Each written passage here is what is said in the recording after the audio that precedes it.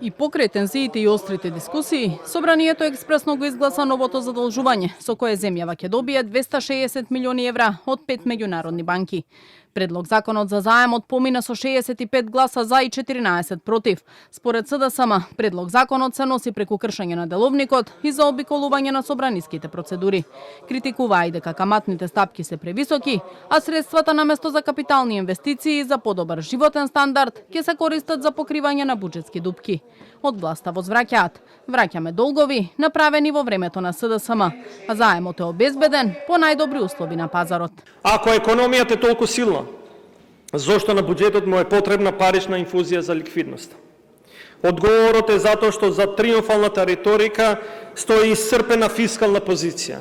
Владата бараше 30 милиони евра, 300 милиони евра, а договорила само 260 милиони евра. Ниту еден нов генериран долг на оваа влада не е направен, а да не се санираат стари долгови земени од претходната влада. Тука почитува на јавност, имам неколку диаграми во кои што вие можете да ги видите истиковито долговите кои што оваа влада, кои што овој народ треба да ги врати затоа што некој претходно ги зел. Кога се пари во прашање, кога буџетот е во ваква кризна ситуација како што е, власта е спремна на се и целосно прекршување на деловникот, на правилата и на процедурите во собранието. Не можеме ние да го полниме буџетот со бројчаникот на Заев. Го гледате вие бројчаникот на Заев? Јас не го гледам, претпоставувам дека само во главите на СДСМ тоа се гледа. Од СДСМ реагираа на отсуството на министерката Димитриевска Кочовска и ја повикаа да одговори дали подготвува и ново задолжување.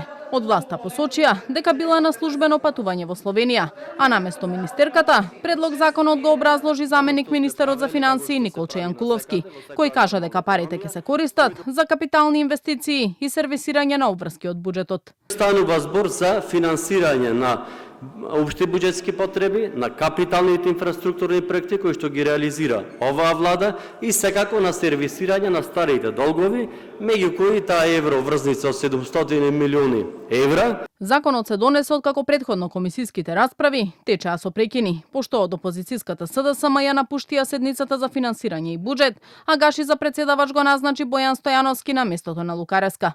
Заемот се зема со рок на отплата од 7 години, од кои 3 години се грејс период и со варијабилна каматна стапка.